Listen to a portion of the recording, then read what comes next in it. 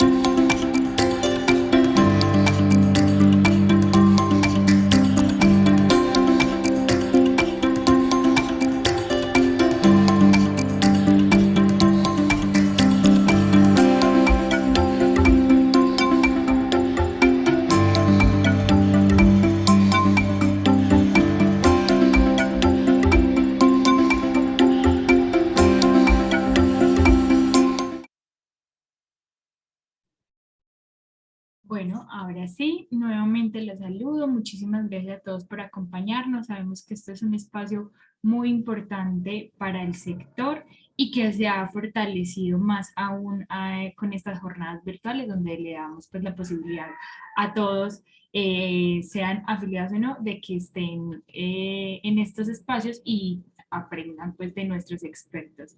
El día de hoy tenemos una súper invitada con un tema de la mayor importancia para la gestión de su día a día y es Luisa Díez Fonnegra. Luisa es experta en el sector de propiedad horizontal y hoy nos va a acompañar contándonos sobre el tema de las cuotas de administración, todo sobre las cuotas de administración, la fijación, cobro, la solidaridad en el pago. Y bueno, sabemos que esto es el tema como más crucial que ustedes tienen dentro de sus copropiedades. Esperamos que aprovechen muchísimo a Luisa.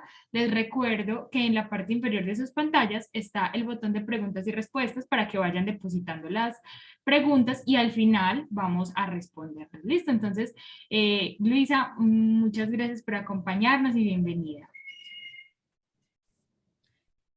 Bueno, muy buenos días, Alejandra, muy buenos días para todos. Muchas gracias en principio a la Lonja de Propiedad Raíz por la invitación para hablar con todos ustedes, señores administradores, sobre este tema, pues que es un tema de su día a día. Y voy a compartir pantalla, permítanme un segundo, que yo ya tenía, Aleja, ya no me sale compartir pantalla. Bueno, espérenme un segundo, la organizamos y ya comenzamos. Como les decía, la invitación pues de este día que me hace la Lonja es para hablar sobre el tema de las expensas comunes que ordinariamente pues reciben el nombre de cuotas de administración, para que podamos saber cómo se fija, qué clase de cuotas ordinarias, de cuotas de administración hay, cuotas ordinarias, cuotas extraordinarias.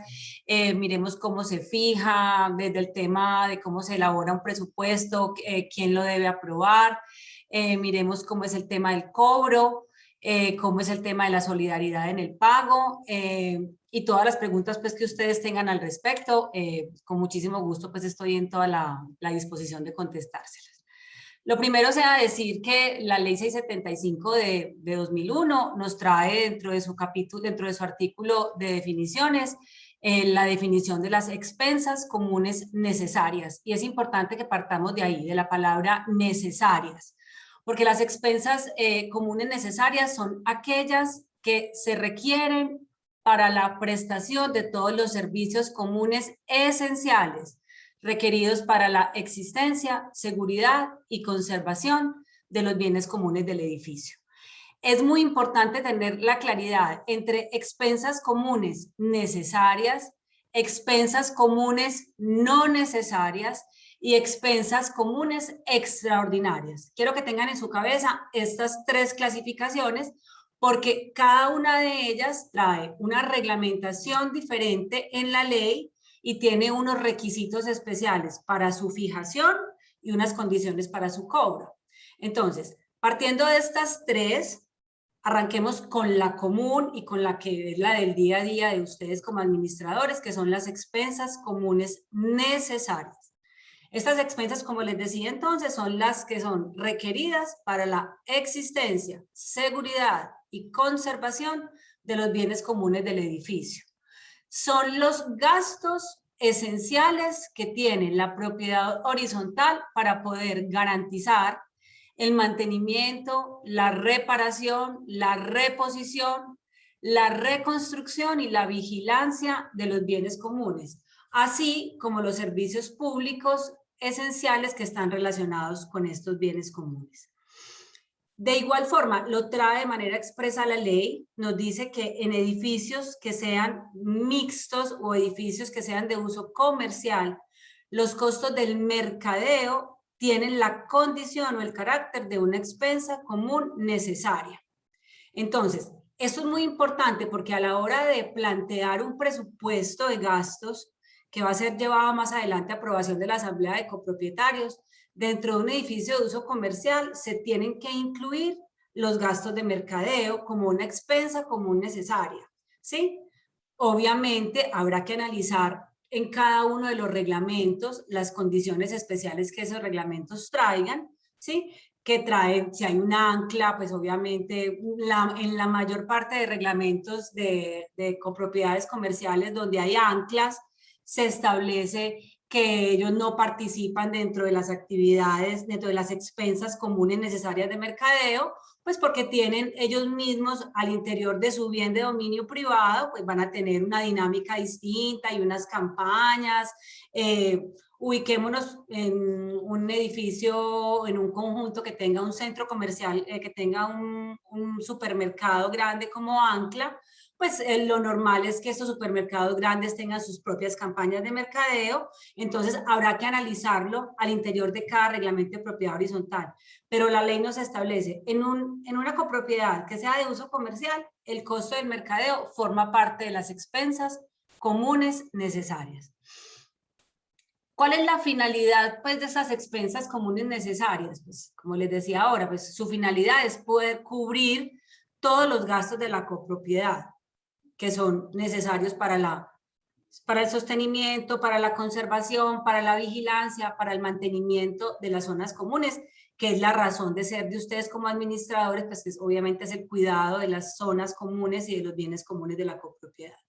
Ejemplos de elementos que se tienen que incluir dentro de las expensas comunes ordinarias. Todo lo que tenga que ver con contratación de personal para la vigilancia de la copropiedad, para el aseo de la copropiedad, los servicios públicos de las zonas comunes como pasillos, escaleras, parqueaderos, zonas verdes, porterías, muros externos, el pago de los trabajadores que le van a hacer el mantenimiento ordinario a la copropiedad, y que se van a encargar de la reparación ordinaria de los daños que puedan llegar a presentarse al interior de la copropiedad, como servicio de jardinería, los electricistas, las personas que le hacen el mantenimiento a las plantas, las personas que hacen el lavado de los tanques, las personas que hacen la revisión ordinaria de luces, los plomeros, el mantenimiento del ascensor. Todos estos temas se tienen que tener presentes por parte de ustedes para poder establecer dentro del presupuesto cada uno de los rubros y poderlos ir cargando para llegar a una cuota final de administración. El otro elemento que forma parte por ley de una expensa ordinaria es la reserva del fondo de imprevistos, que como ustedes lo saben bien, es una reserva que es obligatoria, que es creada por la ley, que equivale al 1% del presupuesto y que obviamente al momento de hacer, el presupuesto como tal, debe incluirse lo que mes a mes debe ir cargando la administración al fondo de imprevistos para tenerlo reservado en caso de que este fondo pues sea requerido. Cuando tenemos, ¿cómo se fija la cuota de administración? Y sigo hablando de las expensas ordinarias. Para fijar la cuota de administración nos tenemos que basar en dos elementos. El primero de ellos es el coeficiente de copropiedad y el segundo es el índice porcentual de participación en los diferentes módulos de contribución. Y aquí quiero ser muy clara con los administradores. Uno como abogado que trabaja pues como en todo el asunto de la propiedad horizontal, se encuentra edificios o encuentra conjuntos residenciales donde llega uno a revisar como todos los temas legales y el administrador le dice, aquí a todo el mundo le cobramos igual, o sea, aquí sacamos un presupuesto, son 100 apartamentos, entonces el valor total lo dividimos entre 100 y aquí todo el mundo paga la misma administración. Entonces uno pregunta, ¿y por qué? Porque en una asamblea en los años 1600, hace 5 o 10 años, tenemos un acta en la que la gente se sentó y dijo que aquí no había que cobrar por coeficientes, sino que aquí se cobraba era a todo mundo por igual. Eso está equivocado, o sea, eso es un error común y es una concepción equivocada de la forma como se debe cobrar la cuota de administración. Ustedes como administradores tienen que basarse en el cuadro de coeficientes que trae cada uno de los reglamentos de propiedad horizontal. ¿Por qué? Porque el coeficiente te determina muchas cosas, hasta el coeficiente te determina cuánto se paga de administración, te determina el derecho de cada bien de dominio privado al momento de tomar decisiones en una asamblea de copropietarios, te determina cuál es el derecho que tiene cada bien de dominio privado en caso de una reconstrucción del edificio. Y responde a unos criterios que la misma ley trae. O sea, si la ley le dice a uno, la base o el criterio general para determinar el coeficiente se hace con base en el área privada construida de cada bien de dominio particular respecto al área total del edificio. Entonces, si ese es el criterio general que nos trae la ley, no tiene ningún sentido que si yo tengo un apartamento de 110 metros cuadrados construidos y tengo al lado un apartamento de 250 metros cuadrados construidos, no hace ningún sentido que el propietario del apartamento de 100 metros pague exactamente la misma cuota de administración que paga el de 250, porque el criterio base para determinar el coeficiente de copropiedad es el área total privada, es el área privada construida en relación con el área privada total del edificio o el conjunto. Entonces, esto, que además es un tema que ustedes como administradores deben ver todos los días, pues que es supremamente sensible, que es la parte económica, pues esto genera incomodidades al interior de la propiedad horizontal y genera unas injusticias a la hora de hacer el cobro. Entonces, ustedes como administradores deben saber que la cuota de administración se fija específicamente y claramente de acuerdo con la ley, de acuerdo con el coeficiente de copropiedad. Cada reglamento de propiedad horizontal trae un cuadro donde están todos los coeficientes, incluso pues recuerden que modificar el tema de coeficientes, además de que debe responder a unos criterios establecidos en la ley, requiere un quórum calificado, requiere una asamblea presencial, una cantidad de condiciones pues que ustedes perfectamente lo saben. Entonces, primera forma para fijar la cuota de administración, basándome en el coeficiente de copropiedad de cada bien de dominio privado. Y en los edificios que son mixtos o que son comerciales, en los que haya diferentes módulos de contribución, también se fijará la cuota de administración basándose en los índices porcentuales de participación en cada uno de los módulos.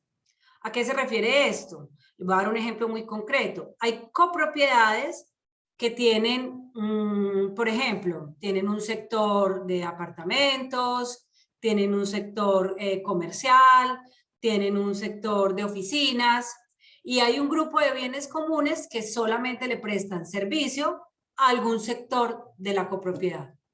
Ejemplo, las escaleras eléctricas no le sirven a la torre de apartamentos, solamente le van a servir a la parte comercial de la copropiedad.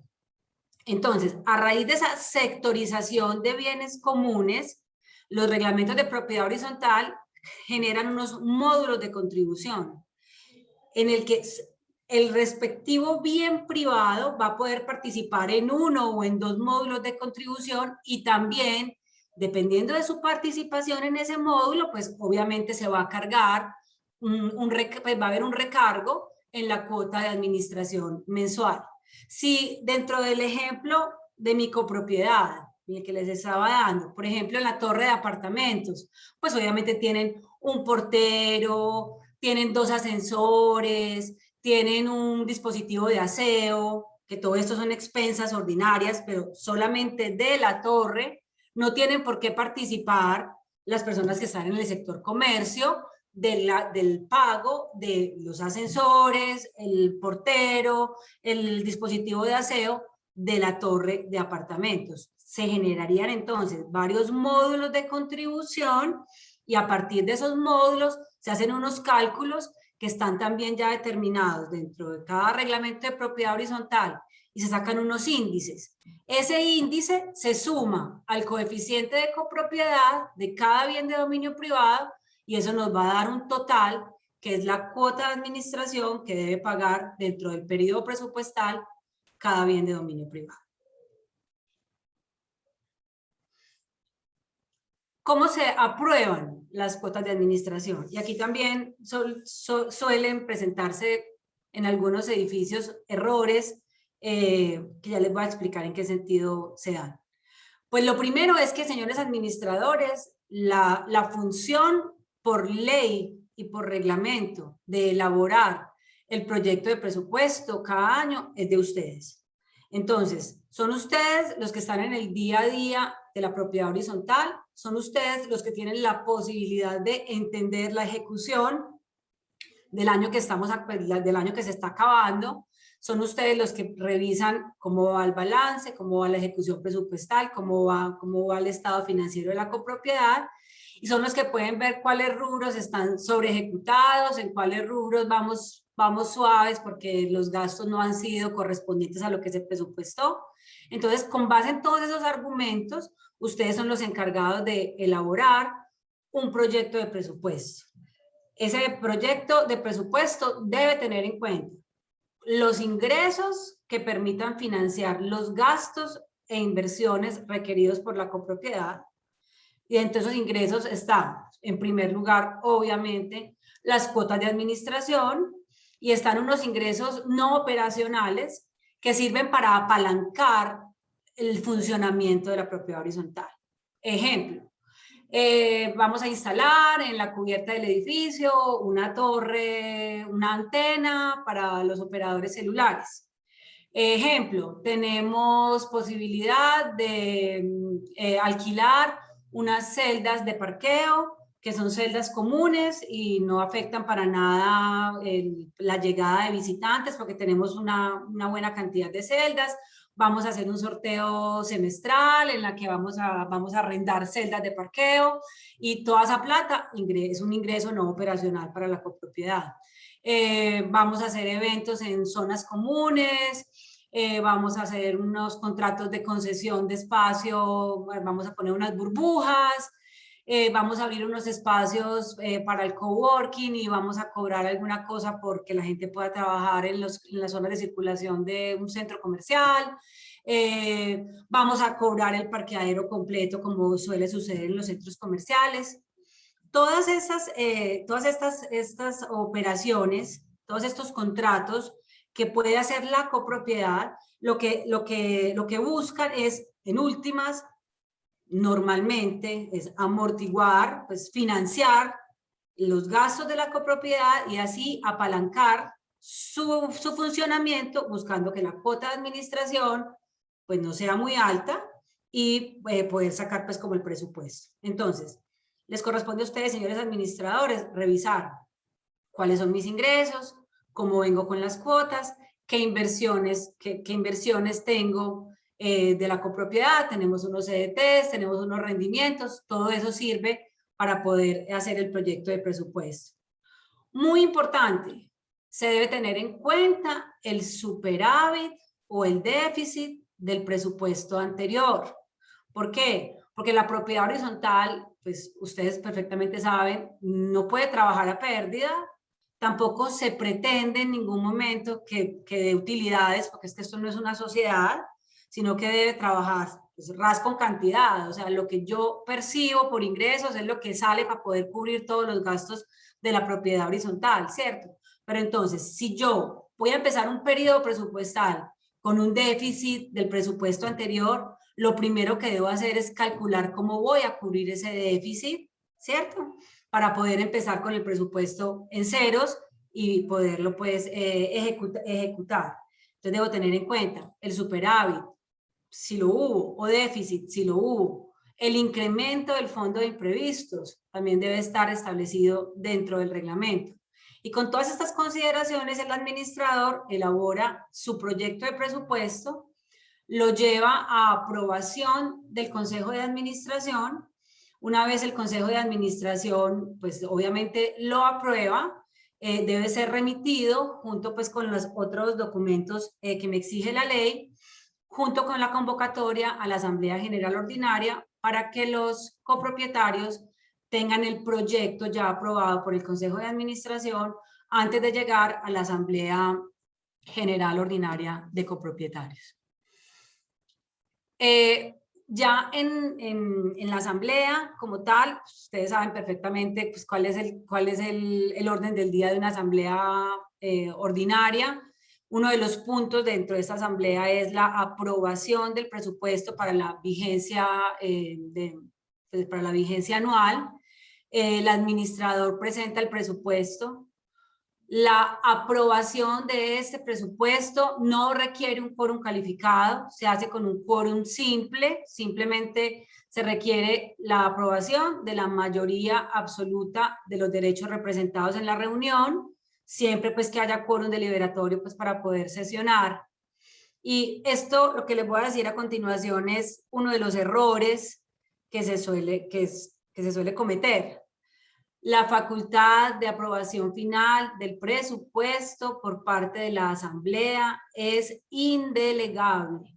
Entonces, llegamos a asambleas donde hay dificultades, donde los propietarios no están de acuerdo con el aumento previsto o aprobado por el Consejo de Administración para la vigencia que continúa. Arranca la discusión, pues ustedes mejor que nadie lo saben, entonces levanta la mano uno y dice, ¿por qué no quitamos entonces al vigilante por la noche? Entonces eso va a hacer que baje, y el otro dice, no, entonces tapemos la piscina, que eso gasta mucha luz, y hagamos ahí un jardín, y entonces ahí nos vamos a ahorrar una plata, y el otro dice, busquemos alquilar pues para una antena, la cubierta del edificio. Salen una cantidad de propuestas que obviamente van a mover el proyecto de presupuesto, y alguien levanta la mano y dice, vea, deleguemos entonces en el Consejo de Administración que apruebe el presupuesto, o sea, que tenga en cuenta la propuesta de lo de la piscina, que tenga en cuenta la propuesta de lo de la cubierta, lo de la antena y lo del celador, y que hagan ellos su trabajo ahí interno para que no nos quedemos aquí más tarde, que todavía no hemos llegado a proposiciones y varios. Y que apruebe el presupuesto el consejo. O no, o nombremos una comisión acá de 5 o 6 copropietarios y que ellos sean los que aprueben el presupuesto. Eso es ilegal. El único ente que tiene la potestad de aprobar el presupuesto es la asamblea, en las condiciones en las que les acabo de indicar. Es decir, pues con la mayoría absoluta de los derechos representados en la reunión, siempre y cuando haya quórum. ¿Qué pasa entonces, abogada? ¿Qué hacemos entonces con esta situación? Si puede que surjan unas propuestas válidas y que hagan que baje la cuota de administración. Hay que dejar ese tema pendiente, y más adelante someterlo a la decisión de una asamblea extraordinaria que se convocará única y exclusivamente con el fin de aprobar el presupuesto. Y entonces yo como administradora, ¿ahora qué voy a hacer? Mientras que esta gente se reúne, yo como trabajo, yo tengo que seguir pagando proveedores, tengo que pagar la vigilancia, ¿cómo hago para trabajar?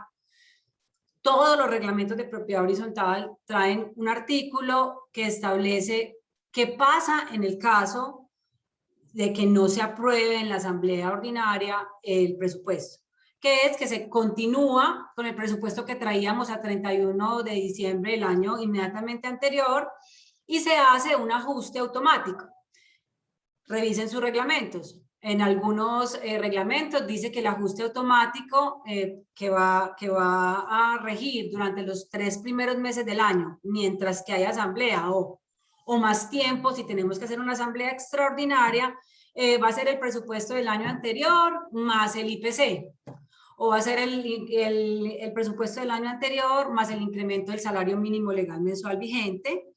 Y si sus reglamentos no traen ese articulito, le corresponde a la asamblea de copropietarios año a año determinar dentro de proposiciones y varios, guárdenlo como un punto que siempre van a tener que llevar a sus asambleas, que la asamblea determine cómo va a ser el incremento, el ajuste automático para el año siguiente, si con base en el IPC o con base en el salario mínimo legal mensual vigente. Si me preguntan a mí, si no está dentro del reglamento, ¿cómo consideran ustedes que debería ser el incremento? Pues el incremento o el ajuste automático debería hacerse siempre mirando el salario mínimo legal mensual vigente, porque si miramos nuestro presupuesto completo, pues encontramos que la carga mayor es obviamente la carga de servicios que está ligada al salario mínimo legal, ¿cierto? Entonces yo tengo que seguir pagando porteros y la empresa de vigilancia me va a hacer un incremento a partir del 1 de enero con base en el salario mínimo legal mensual. Tengo que seguir pagando jardineros y el incremento del jardinero va a estar atado al salario mínimo legal mensual vigente, y así como con todos los ítems en los que haya servicio pues, de pago de salarios, pago de prestaciones. Entonces, el ajuste, en caso de que el reglamento no lo traiga y año a año haya que preguntárselo a la asamblea de copropietarios, pues será mucho mejor hacerlo en función del salario mínimo legal mensual. Hasta acá, como lo inicial, que eran las expensas comunes ordinarias. ¿Listo? Les hablé de 3, acuérdense. Expensas comunes ordinarias. Segundo, expensas comunes diferentes a las necesarias o a las ordinarias. Y expensas extraordinarias. Entonces ya chuleado el tema de las ordinarias, que creo pues que está claro para todos, y si no, pues ahora yo con mucho gusto resuelvo las inquietudes. Pasemos a la segunda clase de expensas, que son las expensas comunes diferentes a las necesarias. Ojo pues con esta clasificación, porque aquí solemos enredarnos y aquí solemos cometer errores que fácilmente pueden llevar a una impugnación de un acta de una asamblea y ponen entradas a la copropiedad por no saber claramente cómo se diferencian las unas de las otras. Entonces, como su nombre lo indica, las expensas comunes diferentes de las necesarias son gastos u obras que no son indispensables para la existencia, seguridad y conservación de los bienes comunes de la copropiedad. Pero ojo pues, este tipo de expensas no se financia con el fondo de imprevistos y por lo tanto le corresponde a la asamblea aprobar cuotas extraordinarias para poder llevar a cabo pues para poderla realizar, para poderla llevar a cabo. Entonces, si yo estoy en una asamblea de copropietarios y sale o el consejo lleva o sale una propuesta que me dice: vamos a cambiar los juegos infantiles del parque porque los juegos infantiles ya están muy feos y ya tenemos muchos niños y están todos muy deteriorados. Entonces la propuesta es que vamos a reformar, a modificar los juegos infantiles del parque. O vamos a comprar una caminadora nueva y vamos a cambiar el multifuncional del gimnasio porque ya llevamos con ese multifuncional 5 o 6 años y está pues ya deteriorado y la propuesta que traemos vale tanta plata. Estas actividades, estos gastos que obviamente puede asumir la copropiedad, no se pueden financiar con el fondo de imprevistos, porque es que el fondo de imprevistos está creado en la ley con una finalidad especial, que lo vamos a ver más adelante, pues, pero que se las voy a anticipar, que obviamente es cubrir los gastos imprevistos que surjan dentro de la vida de la copropiedad. Cambiar la multifuncional del gimnasio no es un gasto imprevisto. Entonces, la asamblea perfectamente puede hacerlo, pero tiene que hacerlo sin usar el fondo de imprevistos y con la aprobación por la mayoría calificada establecida en la ley, es decir, con la aprobación del 70% de los coeficientes de copropiedad del conjunto. Cuando esas obras, además, superen en 4 veces el valor de las expensas necesarias mensuales, o sea, de las que ya hablamos, de las que están en el presupuesto normal, cuando esta obra que yo voy a hacer supere en 4 veces el valor de la expensa necesaria mensual, también requiere quórum calificado del 70% aprobando su realización. Ojo pues con esto, que estoy segura que me van a decir que muchos de ustedes cometen 2 errores con esta clase de expensas. Primer error que cometen: en el fondo de imprevistos tenemos mucha plata, porque es que este edificio tiene 20 años de construido, entonces tenemos buena plata, vamos bien, los mantenimientos van bien. Vamos a hacer una piscina, hagámosla de cuenta del fondo de imprevistos, que ahí hay suficientes recursos. Error número 1. Error número 2. Vamos a votar entonces quién está de acuerdo con que realicemos la piscina. Entonces, si eso es una decisión económica, entonces obviamente, sea en vivienda o en otra clase de copropiedad, ténganlo claro, las decisiones de contenido económica se toman con base en el coeficiente. Entonces, vamos a votar quiénes están de acuerdo. El 35% de los presentes está de acuerdo en que hagamos la piscina. Listo, hagamos la piscina. Segundo error, ahí les dije, son obligatorias si son aprobadas por la mayoría calificada de la asamblea, es decir, con el 70% de los coeficientes. Y tercer error que también se comete a veces, no se tiene en cuenta que si esa obra que se va a hacer supera en 4 veces el valor de las expensas necesarias mensuales, también va a requerir en su momento que sea aprobada por la mayoría calificada. ¿Por qué se suele cometer este error? Y va a ser un argumento que algunos de los copropietarios van a alzar la mano en la asamblea y les van a decir: señor administrador, ¿cómo nos va a cobrar una cuota extra si es que nosotros tenemos una cantidad de plata muerta en el fondo de imprevistos y el día de mañana yo salgo y vendo el apartamento y me toca dejar la paz y salgo por cuotas extras cuando en el fondo de imprevistos hay plata? Eso se lo van a decir en cualquier asamblea. Ustedes tienen que tener la claridad legal suficiente para explicarle a sus copropietarios que esta clase de expensas, que son diferentes de las necesarias, está prohibido por la ley hacerla por cuenta del fondo de imprevistos, para que lo tengan entonces muy presente. Entre las expensas de las que estamos hablando, se incluyen, pues como les decía, los mejoramientos de la propiedad horizontal, como puede ser construir nuevas zonas comunes, instalar nuevas máquinas, instalar gimnasios, construir una piscina, hacer obras que lo que van a hacer es mejorar la propiedad horizontal, pero que no son necesarias o indispensables para el funcionamiento, la conservación y la seguridad de las zonas comunes de la copropiedad. Y por último, frente a estas expensas, ojo, son responsabilidad del propietario del bien privado o particular. Ténganme esa idea ahí clarita en la cabeza, porque ahorita que vamos a hablar de la solidaridad en el pago de las cuotas, vamos a ver que la solidaridad opera en unos casos y en otros no. Me anticipo. frente a las expensas comunes no necesarias, no hay solidaridad entre el propietario y el tenedor del inmueble.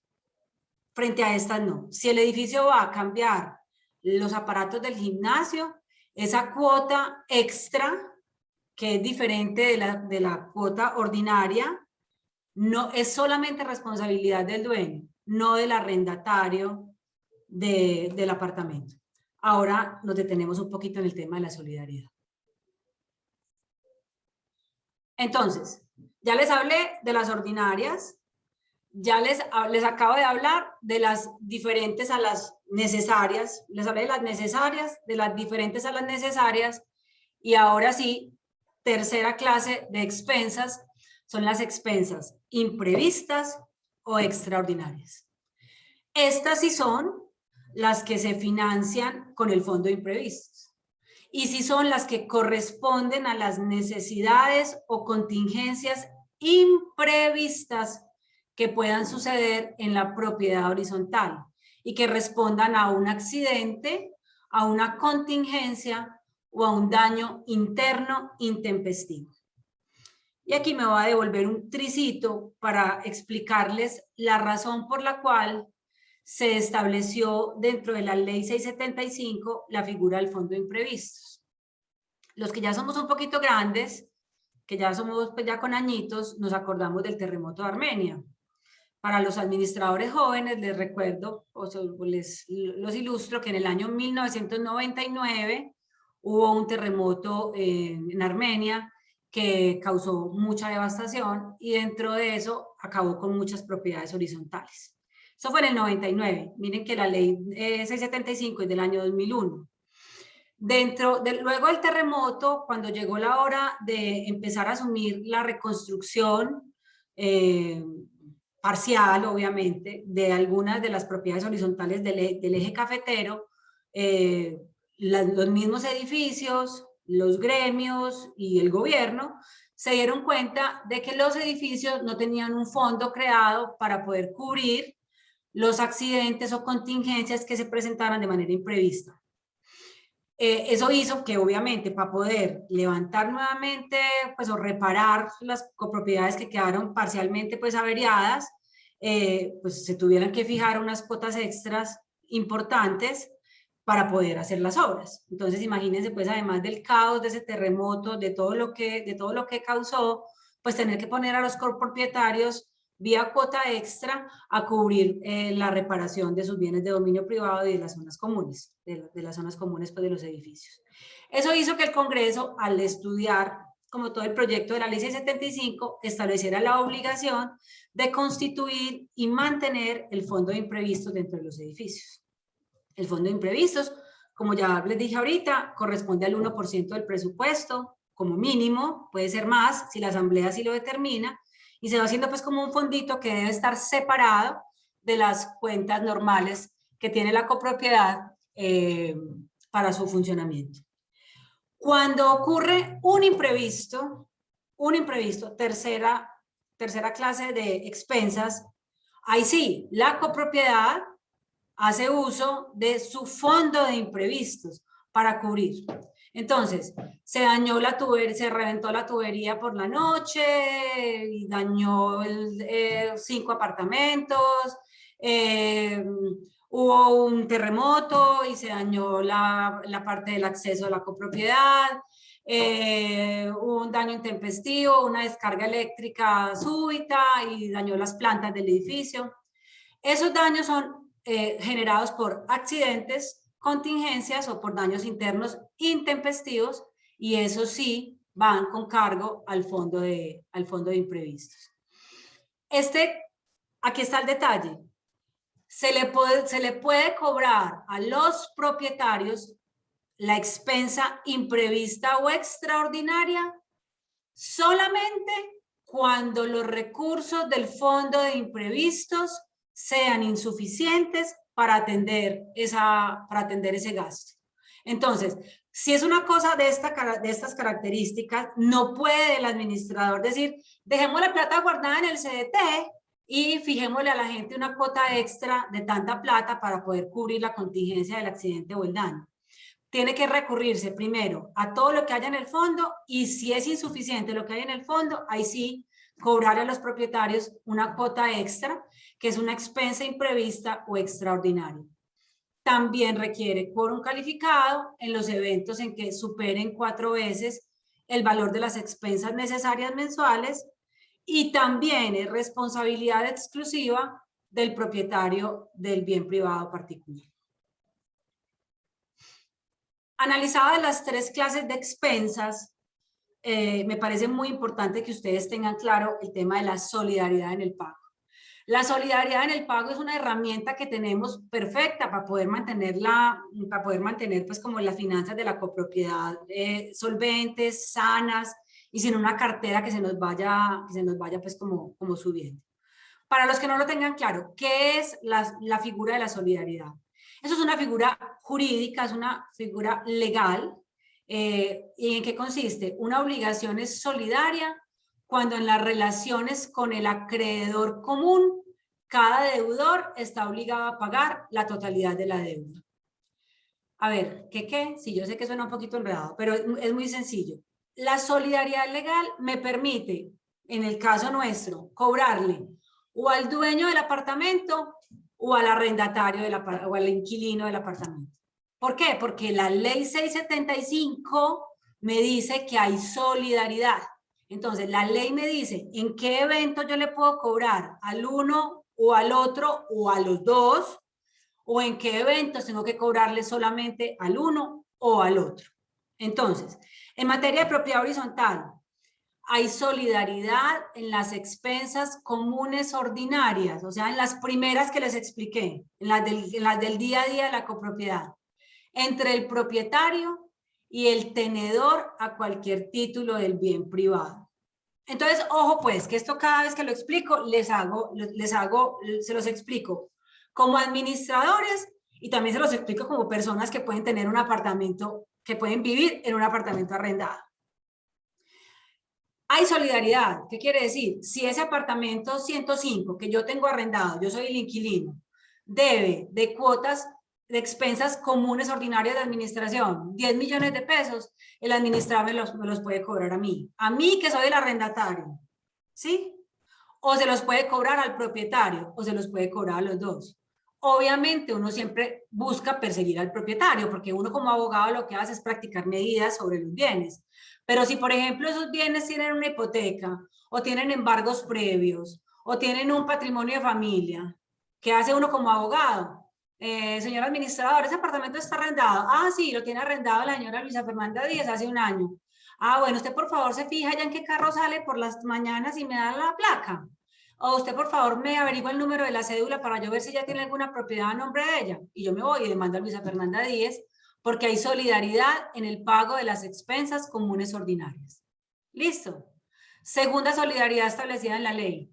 Entre el comprador y el vendedor respecto de las expensas comunes de cualquier tipo, es decir, de estas y de estas, adeudadas por el vendedor al momento de llevarse a cabo la transferencia del derecho de dominio.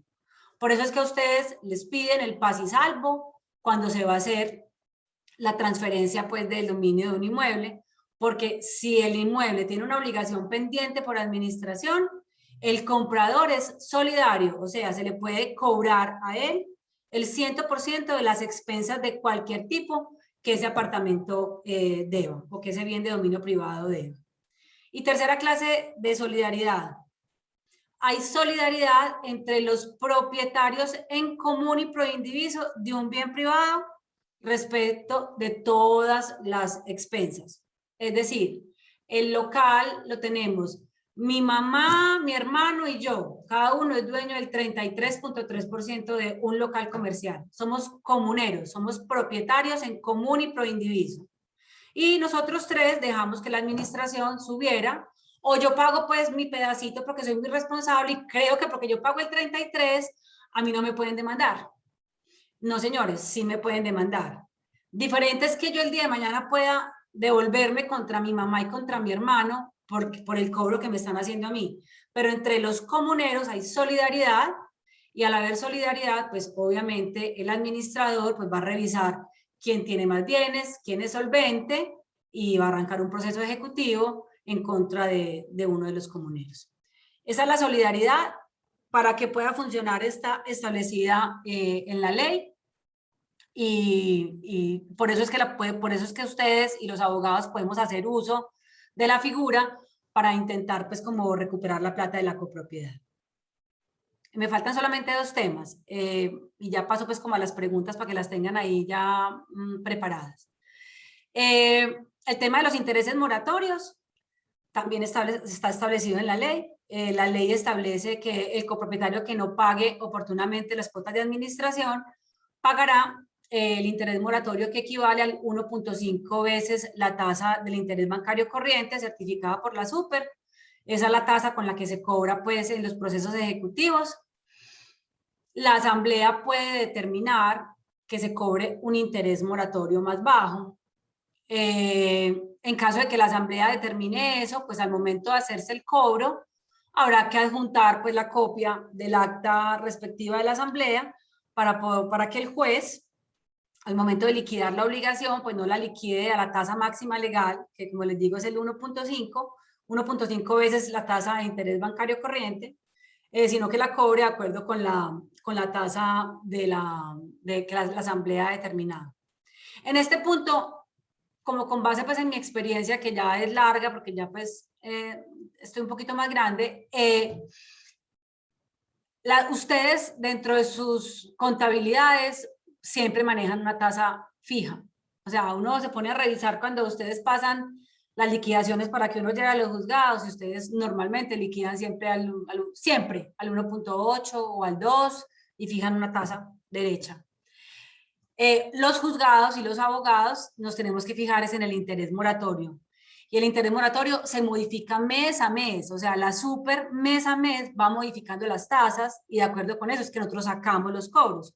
Entonces eso hace que cuando uno haga su liquidación, uno como abogado haga su liquidación, le da 200 millones de pesos y va y mira la de la copropiedad y la de la copropiedad da 130 millones de pesos. ¿Por qué? Porque como ustedes no mueven la tasa, pues obviamente el interés de mora no se modifica sustancialmente, pero con las tasas que usamos los juzgados y los abogados, tenemos realmente el valor del interés moratorio y con ese interés es que debemos trabajar.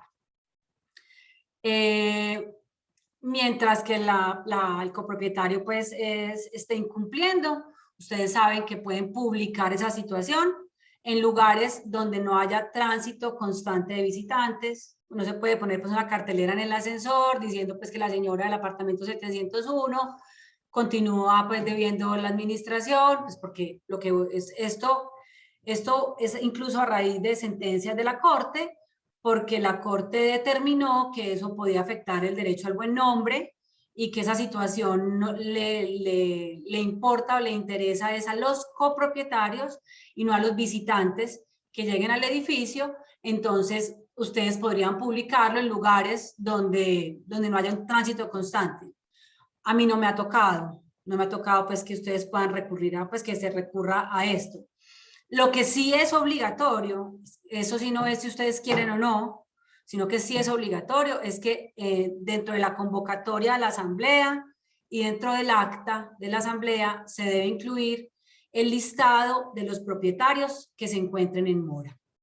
Y aquí hubo una modificación para que ustedes la tengan presente para sus próximas asambleas, para la asamblea del año entrante. La Corte Constitucional, vía tutela, a finales del año pasado, determinó que el dato o el listado del incumplimiento del pago de las cuotas de administración debe ser a la fecha de la asamblea, porque se trata de obligaciones claras, expresas y exigibles. Entonces, cuando ustedes sacan la convocatoria para la asamblea, digamos que convoquen en el mes de febrero, el corte de los morosos debe ser a febrero de ese año, no a diciembre como normalmente lo hacíamos, porque como nos fijábamos era en el periodo de ejecución presupuestal y la ejecución presupuestal normalmente va del 1 de enero de cada año al 31 de diciembre de cada año. al 31 de diciembre hacíamos un corte y decíamos, los morosos son estos 4, y al convocar a la asamblea en febrero pasábamos la lista de los morosos a diciembre. Entonces, ¿qué dijo la Corte? Que eso podía generar una injusticia, y miren que sí pasa. Cuando uno llega con a la asamblea ya en febrero o en marzo y mira a los morosos, resulta que era moroso en diciembre, pero al momento de la asamblea ya esa persona pagó. Entonces muchos de ustedes dicen, ah, sí, ella debía en diciembre, pero al día de hoy ya no debe. Sí, ella abonó y ya debe menos. Eso puede afectar el buen nombre de la persona que a diciembre estaba en mora, pero que realmente al momento de la convocatoria a la asamblea ya había cesado en la mora. Entonces, ¿qué dijo la Corte? Debe ser una información veraz, y que para que la información sea veraz tiene que ser oportuna y tiene que ser clara, y la oportunidad la da el momento de la convocatoria a la asamblea, no el momento del cierre del periodo presupuestal, que era 31 de diciembre. Entonces eso es un cambiecito para que ustedes por favor lo tengan en cuenta para sus convocatorias del año siguiente y lo hagan bien. Por último, el tema del cobro, para que ya pasemos a las preguntas, pues el cobro judicial se adelanta a través de procesos ejecutivos, le corresponde al administrador darle poder a un abogado. Ojo, señores administradores, eso es una función de ustedes, eso no es una función del Consejo de Administración. Entonces, muchas veces la cartera sube y sube como espuma y el administrador se escuda diciendo, no, es que yo qué hago pues si es que el consejo no me daba la autorización para iniciar los cobros jurídicos. Una cosa es que el administrador lleve el tema al consejo, pero la obligación legal de representar a la copropiedad es del administrador, no del consejo de administración. Y el administrador tiene la obligación de gestionar el cobro de cartera. Y mientras que una cartera más se deje envejecer, más difícil se hace su cobro. Entonces, le corresponde al administrador dar poder.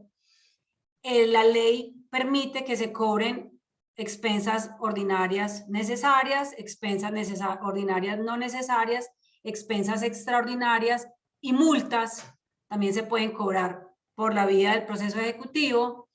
No les pueden exigir nada diferente al título ejecutivo firmado por ustedes, que es una hojita donde ustedes ponen que el dueño de tal bien de dominio privado debe tantas cuotas que corresponden a tal mes, que se vencen en tal fecha, y lo firman ustedes.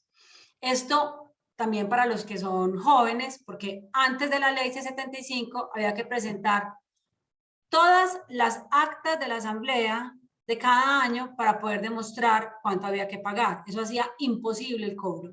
Ahora es muy sencillo, ahora simplemente es que ustedes firmen una hoja con la información que yo les acabo de dar, y eso hace las veces de título ejecutivo para poder iniciar el cobro. Como son procesos ejecutivos, no hay que conciliar, no tiene que irse el administrador por un centro de conciliación con el moroso, no, eso no está establecido en la ley, y obviamente cabe la imposición de medidas cautelares como el embargo y el secuestro de los bienes que sean del deudor, pues para poder garantizar el efectivo recaudo de las cuotas que se deben. Y al momento de presentarse la demanda, ustedes deben tener muy claro el tema de la prescripción de las cuotas de administración. La prescripción, en pocas palabras, para lo que nos importa en este momento, es una forma de extinguir una acción por no haberse ejercido una actividad en un tiempo determinado. ¿Qué quiere decir? Que si yo no presento la demanda ejecutiva dentro de un plazo determinado, se extingue la posibilidad de cobrarle ejecutivamente a una persona unas cuotas de administración. Las cuotas se extinguen, prescriben en un periodo de 5 años, luego de haberse causado la obligación. Y van prescribiendo cuota a cuota. Entonces, ¿qué deben hacer ustedes como administradores? Pues obviamente presentar las acciones, pues darle poder a abogados, que las cuotas de administración no superen los 5 años de antigüedad, pues porque muy probablemente si ese señor al que vamos a demandar contesta la demanda, va a hacer uso de la excepción de prescripción y el juez la va a tener que declarar y no nos van a dejar cobrar las cuotas más viejas de 5 años contadas desde el momento de la presentación de la demanda. Entonces, simplemente es, por favor, no dejen envejecer las cuotas, o sea, entreguen a los abogados rápido sus carteras para que las cuotas no les prescriban. Pero ojo con este detallito, la prescripción tiene que ser alegada y declarada judicialmente, no opera de pleno derecho. Entonces se encuentra uno con copropietarios malapagas, lamentablemente con conocimientos jurídicos, muchos de ellos, que lo que hacen es que van y le mandan al administrador una carta en la que le dicen, yo sé que yo debo 10 años de administración, pero usted solamente me puede cobrar los últimos 5, declare la prescripción y solamente cóbreme los últimos 5. Eso no se hace así, o sea, la obligación de ustedes como administrador y del abogado es presentar el cobro por todo ante un juez. Ya miraremos si el demandado llega al proceso, tiene la obligación de excepcionar la prescripción. Si no la excepciona, se cobra todo completo, porque el juez no la puede declarar si no es pedida pues, por el demandado. Entonces no se dejen enredar con copropietarios incumplidos que van y les dicen que ustedes mismos declaren la prescripción y que solamente les cobren lo último, porque eso realmente no opera así, no opera de pleno derecho, tiene que ser alegado dentro de un proceso judicial. Esos son como los temas más importantes, pues dada como la premura, pues como en el tiempo. Espero pues haberles dado la claridad y quedo muy atenta a las inquietudes que les pueda resolver. Muchísimas gracias. Muchísimas gracias, Luisa. De verdad que este es un tema súper importante para todos nuestros administradores. Tenemos un montón de preguntas y aprovecho para decirles, los que estén haciendo preguntas, recuerden el botón de preguntas y respuestas porque hay varios para el chat y son pues un poco difíciles de leer. Las voy a ir buscando, pero para los que tengan preguntas, recuerden hacerlas atrás del botón de preguntas y respuestas. ¿Listo? Aleja, si quieres yo las voy mirando acá. Pues, veo 3 dentro de las preguntas. Hay 3 y hay Tú unas vas en el chat. mirando, empiezan el Listo. chat y yo voy mirando acá en las preguntas. Bueno, me pregunta Erika Ospino, ¿cómo se puede proceder cuando un juzgado hace un remate de un apartamento y tiene una cartera alta? La escrituran a un nuevo propietario. ¿Quién debe pagar la cartera del apartamento? Bueno, Erika, en principio, pues primero intentemos que el abogado que lleva el proceso no esté al tanto del proceso, digamos que es un proceso hipotecario y que dentro del hipotecario se logra el remate del apartamento.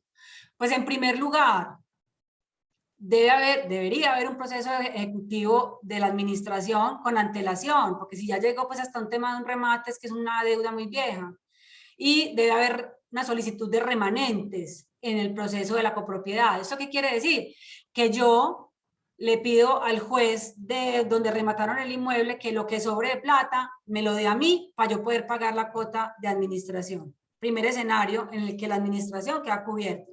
Segundo escenario en el que queda cubierto, estar al tanto del tema del remate.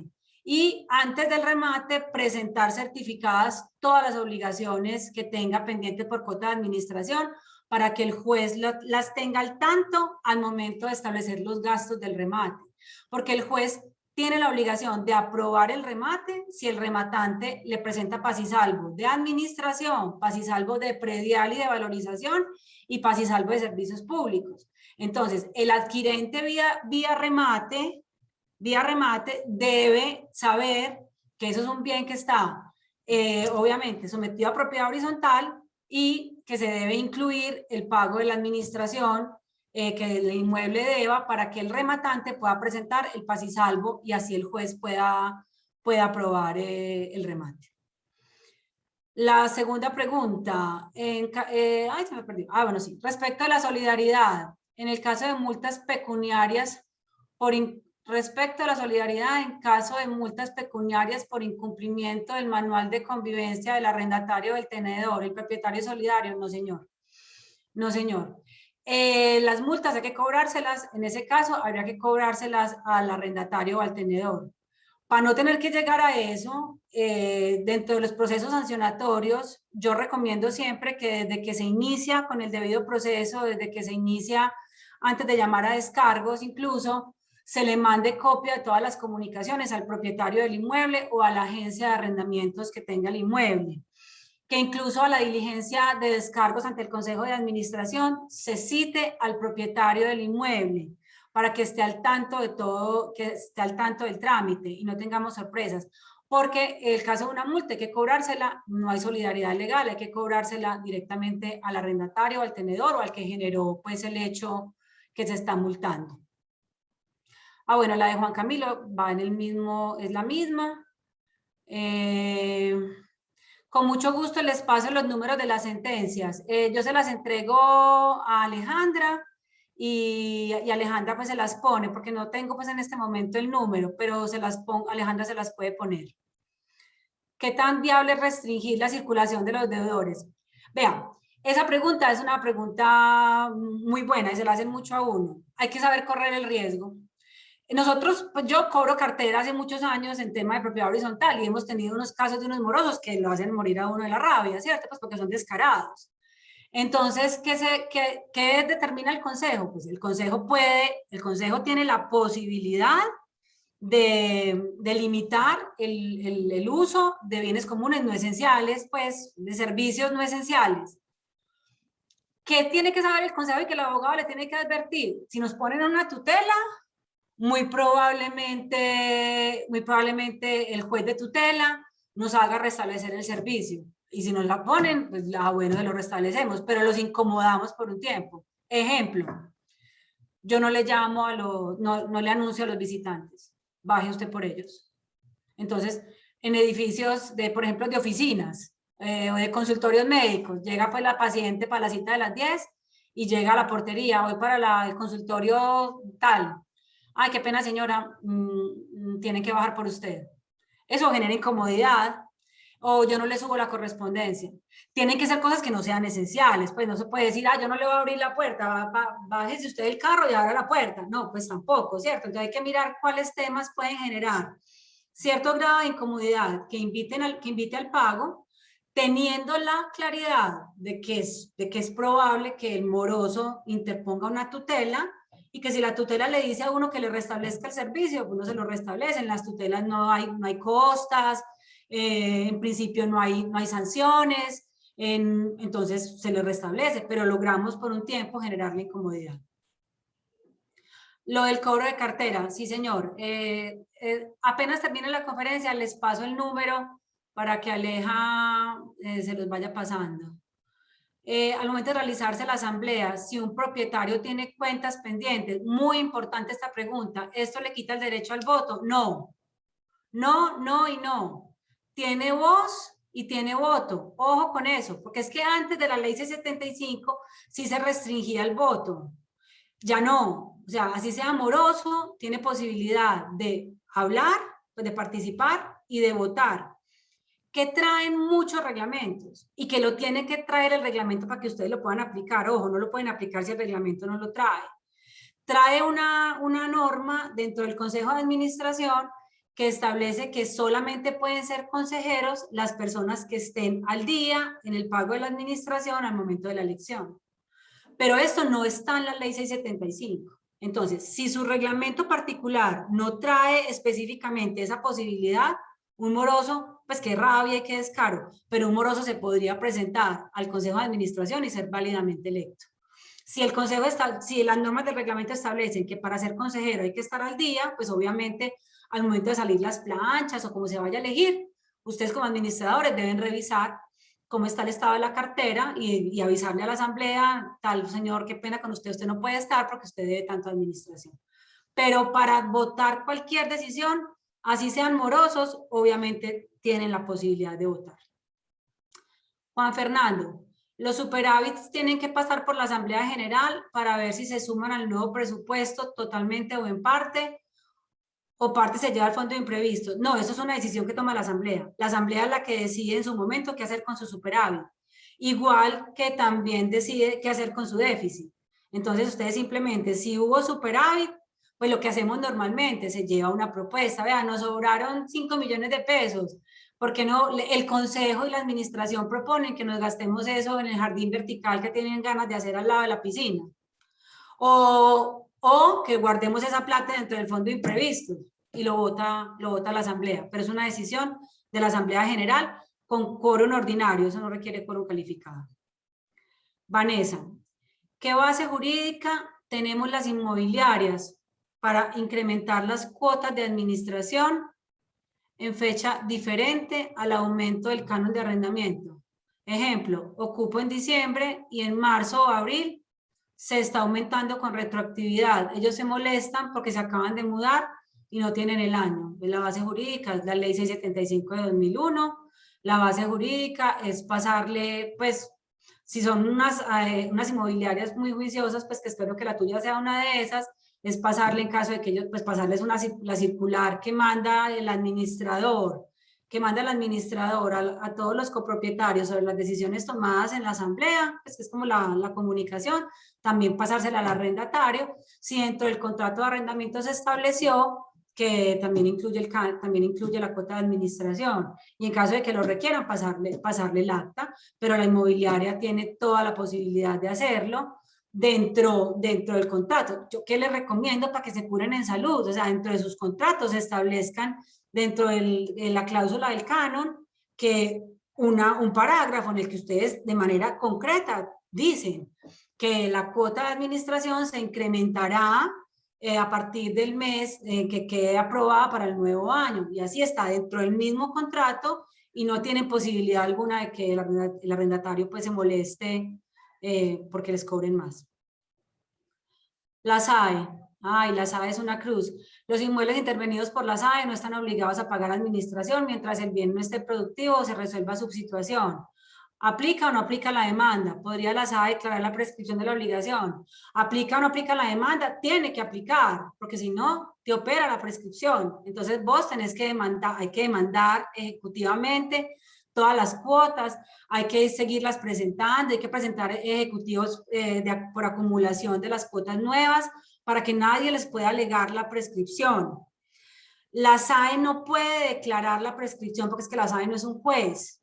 La SAE no declara la prescripción, pero el demandado sí. Entonces, si yo tengo demandado a un copropietario y el copropietario se da cuenta de que yo no le cobré en los últimos 7, 8 años, pues simplemente es que ponga prescripción, no tiene ni que explicarla, prescripción, y ya el juez con eso la tiene que declarar. Entonces, es horrible tener inmuebles administrados por la SAE. Si los inmuebles están siendo productivos, hay obligación de pagar la cuota de administración, es obligatorio, y vuelve y juega el tema de la solidaridad de las que ya les hablé. Entonces, si la SAE le entrega a un administrador provisional o hace un contrato de arrendamiento con un X para el uso de un bien sometido a propiedad horizontal, ese X está obligado a pagar la administración. Y como hay solidaridad frente a las expensas ordinarias, ustedes pueden demandar directamente a ese X. Porque si embargan el inmueble no van a hacer nada porque está pues con un proceso de extinción de dominio, ¿cierto? Pero si ese arrendatario que está haciendo uso de ese inmueble no paga la administración, o esa agencia de arrendamientos que lo tiene no paga la administración, ustedes perfectamente pueden empezar procesos ejecutivos contra ellos, contra sus patrimonios, para ir amortiguando el pago de la administración. Buenos días. En una obligación pecuniaria, específicamente de cuotas ordinarias, ¿se puede limitar al arrendatario de un inmueble el uso de las zonas comunes? No. No. Recuerden que la limitación de las zonas comunes es una de las consecuencias de los procedimientos de imposición de sanciones por incumplimiento de obligaciones no pecuniarias. No pecuniarias. Y el cobro ejecutivo es una obligación pecuniaria porque se deriva de las cuotas de administración. Entonces vuelve y juega. Uno en unos casos que son ya extremos del descaro puede intentar generar molestias, pero molestias no con bienes comunes esenciales, no se puede incluir, incluso dentro del proyecto de ley que está ahora en el Congreso, que no alcancé a hablarles como de él, se establece que este tema de limitar el uso de zonas comunes no esenciales no puede ser a menores de 18 años. Entonces es un tema muy sensible. No lo hagan porque esa sanción está establecida para el incumplimiento de obligaciones no pecuniarias.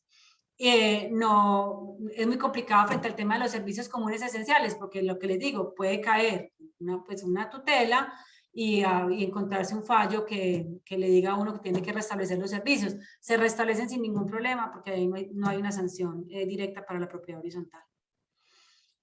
Cuando se hace el ajuste ¿Cuándo se hace el ajuste de administración? ¿El retroactivo queda a cargo del inquilino actual del inmueble o del propietario? No me es muy clara tu pregunta, pero voy a intentar. El ajuste de administración, pues normalmente, como ya les hablé que hay un ajuste automático, ¿se acuerdan? Entonces, ustedes como administradores hacen el ajuste automático desde el 1 de enero, de acuerdo con lo que el reglamento les permita. O sea, con la tasa del IPC o con la tasa del salario mínimo, depende de lo que diga el reglamento. Cuando se llega a la asamblea y ya se vota el presupuesto definitivo, entonces pueden pasar varias cosas. Que la asamblea decida que se sigue cobrando el presupuesto que se venía cobrando desde enero, ahí ya estaría el retroactivo, no hay ningún problema, se sigue común y corriente. Que la asamblea determine un incremento mayor, entonces la misma asamblea determina si hay un incremento mayor, cómo va a cobrar el retroactivo. Entonces, lo puede cobrar en el mes siguiente, lo puede diferir en 2 o 3 meses. Es una decisión que toma, obviamente, la asamblea. Y si dentro del contrato de arrendamiento está establecido que el pago de la administración corre por cuenta del inquilino actual, pues habrá que avisarle al inquilino que hubo un retroactivo de tanto por ciento, que normalmente son pesitos, pues eso no suele ser un retroactivo muy grande, y si no está establecido como tal, le corresponde pagarle al propietario. En una propiedad que no ha actualizado su reglamento a la ley de 75, para nombrar consejo de administración es necesario reformar primero el reglamento para establecer las funciones del consejo. Bueno, esta pregunta no es de este tema, pero es que no haya adecuado sus normas, su reglamento a la ley 75, pues realmente la ley 75 está vigente en todo el territorio nacional, haya o no se haya reformado como tal el reglamento. El consejo, pues la invitación es a que hagan la reforma de una vez, pero si no lo hacen, el consejo va a tener, las funciones van a ser las funciones generales, se tienen que ir a mirar normas, las normas que trae la ley, que son dos, pues son un artículo, va a tener que mirar normas que le puedan servir por analogía, tienen que revisar a qué otras normas remite su reglamento en caso de que haya pues como vacíos. Pero la recomendación es, pues a la orden, pues hagan la reforma, porque se pierden de mucho, no pueden sancionar, no pueden imponer multas por obligaciones no pecuniarias, no pueden hacer un mundo de cosas que no están establecidas, sino a partir de la ley 675 de 2001. Un propietario que sea moroso con varias cuotas puede ser parte del consejo, ya les dije, si el reglamento trae la norma de que no puede ser nombrado un moroso, no lo pueden nombrar. Y si ya y también los reglamentos, revisen, dentro del capítulo del consejo, dice que la persona que ya es consejera y la mayoría dice que está moroso más de 60 días o de 90 días, queda suspendido de su condición de consejero hasta que vuelva a ponerse al día. Los reglamentos traen la norma. Si el reglamento no dice nada, hay que dejarlo común y corriente porque en la ley C75 no hay ninguna previsión frente al tema pues, de ese asunto, frente al Consejo de Administración. Si es un arrendatario y paga la administración, si es un arrendatario y paga la administración incluida en el canon, sigue siendo solidario. Pero es que, ¿cómo así? Si va pagando la administración, pues obviamente la administración está al día, no hay a quien demandar, pues obviamente en virtud de la solidaridad es que el arrendatario está pagando para poder tener el control y que no le vaya a caer de sorpresa una demanda, pero si él obviamente está pagando la administración, pues sí, bueno, la respuesta es sí, sigue siendo solidario porque la ley establece la solidaridad entre arrendatario y propietario, pero si el inmueble está al día, porque se incluye dentro del canon el pago de la administración, no tiene ningún problema. Los intereses de mora se cobran por el mes entero o solo por los días de mora tenidos durante el mes. Los intereses de mora se cobran por el mes entero o solo por los días de mora tenidos durante el mes. Si ya está, esa es una pregunta que no es como mucho para mí, qué pena, es como más para el tema contable, pero te la puedo contestar desde el punto de vista jurídico cuando ya hay demandas. Se cobran se cobra el periodo completo, porque es que así ustedes pongan dentro de sus cuotas de administración que si pagan tal fecha, tal cosa, y si paga 2 días después le cobran un poquito más, es todo el mes lo que se está cobrando. Entonces ustedes empiezan a cobrar, son los 30 días, 30 o los 28 o los 31 de cada mes los que generan el interés de mora. Una inmobiliaria se puede negar a gestionar un cobro de una multa ocasionada aparentemente por la conducta de un inquilino, pero a la agencia no se le acredita el debido proceso, ya que solamente aportan una factura de la administración. Una inmobiliaria se puede negar a gestionar el cobro de una multa, pues sí, pues obviamente se puede negar, pero eso no hace que la administración quede sin la posibilidad de cobrarle al inquilino la multa. Pues es mucho más fácil si hay una buena relación entre inmobiliaria y propiedad horizontal. Y si además las resoluciones que surjan de un proceso de estos le sirven de fundamento a la inmobiliaria para solicitar la entrega del inmueble y la terminación del contrato. Pero si la inmobiliaria no colabora con el cobro de la multa, pues igual le corresponde a la copropiedad iniciar un proceso ejecutivo para cobrar las multas.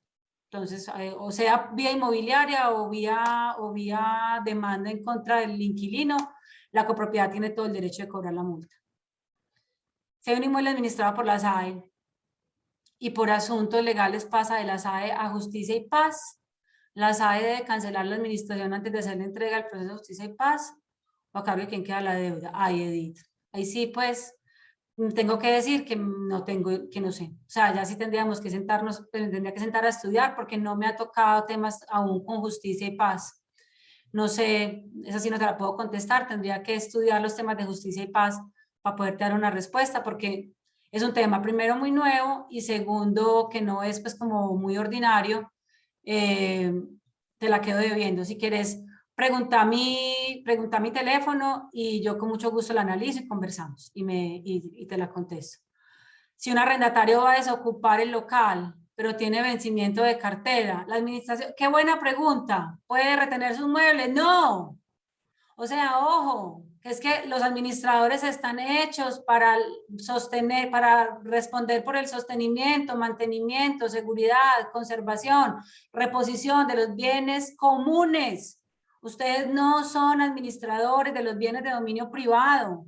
Ustedes no son nadie para pararse en la puerta y evitar un trasteo. Yo sé que hay inconvenientes con el propietario que le dice, ¿usted por qué lo dejó salir? Pues porque este no es el trabajo mío. O sea, es que el trabajo mío es administrar las zonas comunes.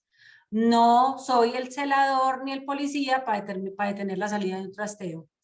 Y tampoco es cierto, todos ustedes lo usan, ¿cierto? Y tienen incluso letreros y demás, que para poder hacer un trasteo haya que estar al día con la administración, porque es que, pues, o sea, eso es una costumbre, pero eso no está en la ley. Perfectamente puede hacerse un trasteo habiendo mora en el pago de la administración. ¿Por qué? Porque ya les expliqué cómo funciona la solidaridad y ya les expliqué cómo pueden demandar o al propietario o al arrendatario o a los dos, si ustedes así lo definen.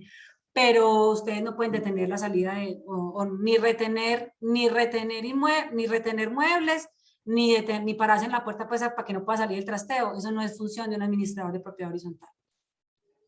El propietario está moroso, pero el arrendatario está al día. Ah, esa ya la contesté.